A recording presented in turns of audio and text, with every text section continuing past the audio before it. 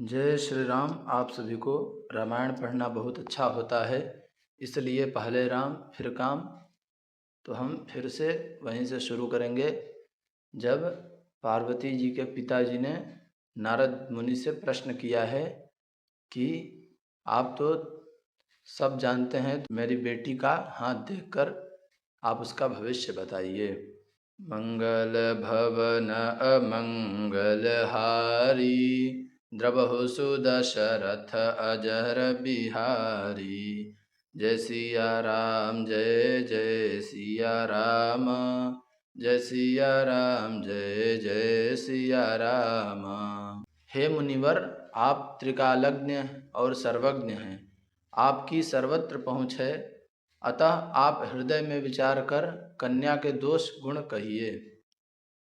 कह मुनि बिहसी गूढ़ मृदु बानी, सुता तुम्हारी सकल गुण खानी।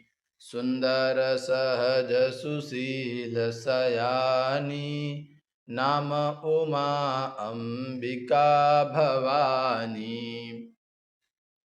नारद मुनि ने हंसकर रहस्य युक्त कोमल वाणी से कहा, तुम्हारी कन्या सब गुणों की खान है। यह स्वभाव से ही सुंदर, सुशील और समझदार है। उमा, अंबिका और भवानी इसके नाम हैं। सब लक्षण संपन्न कुमारी, होई संतत पियहि पियारी। सदा अचल एहि कर अहिवाता, एहि तेजसु पै हहि पितु माता। कन्या सब सुलक्षणों से संपन्न है। यह अपने पति को सदा प्यारी होगी, इसका सुहाग सदा अचल रहेगा और इससे इसके माता पिता यश पावेंगे। होई पूज्य सकल जग माही, एहि सेवत कछु दुर्लभ नाही।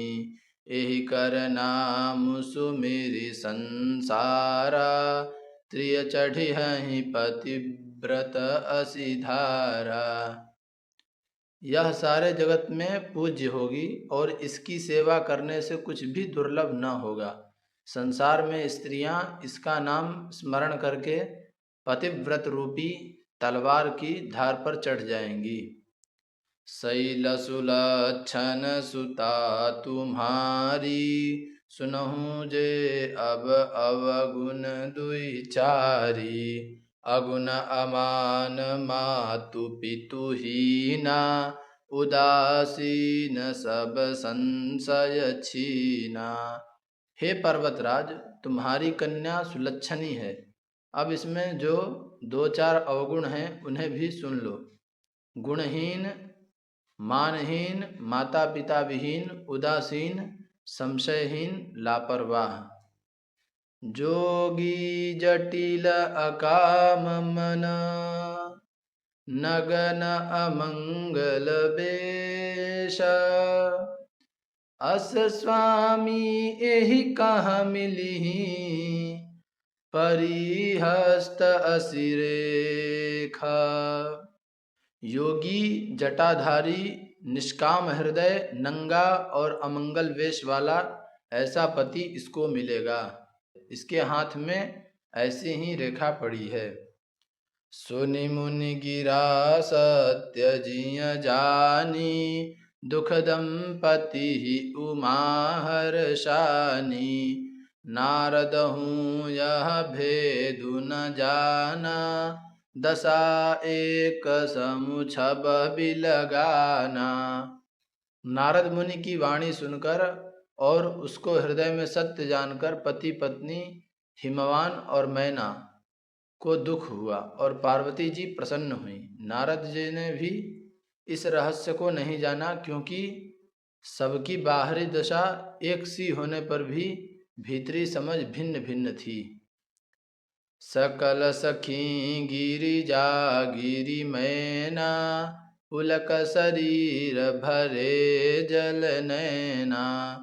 होई न मृषा देव ऋषि भाषा, उमा सो बचनु हृदय धरि राखा।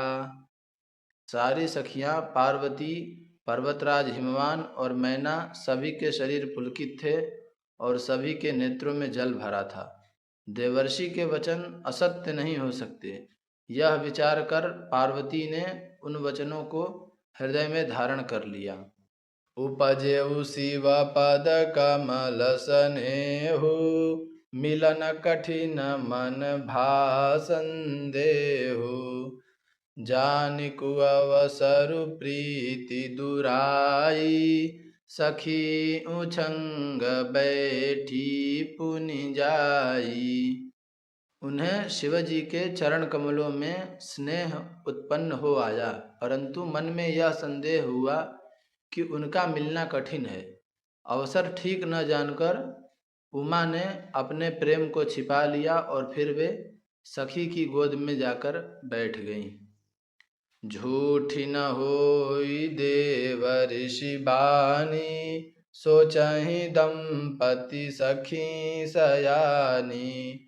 उरधरि धीर कहई गिरिराऊ, कहूँ नाथ का करियौ पाऊ। देवर्षि की वाणी झूठी न होगी, यह विचार कर हिमवान, मैना और सारी चतुर सखियां चिंता करने लगी। फिर हृदय में धीरज धरकर पर्वतराज ने कहा, हे नाथ, कहिए अब क्या उपाय किया जाए। कह मुनि हिमवंत सुनो, जो विधि लिखा लीलार। देव दनुज नर नाग मुनि, को न मेट निहार। मुनीश्वर ने कहा, हे हिमवान सुनो, विधाता ने ललाट पर जो कुछ लिख दिया है उसको देवता, दानव, मनुष्य, नाग और मुनि कोई भी नहीं मिटा सकते।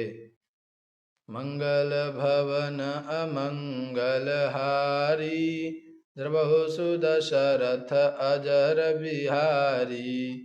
जय सिया राम जय जय सिया राम, जय सिया राम जय जय सिया राम। आज के लिए इतना ही। आप भी सुनते रहिए श्री रामचरितमानस।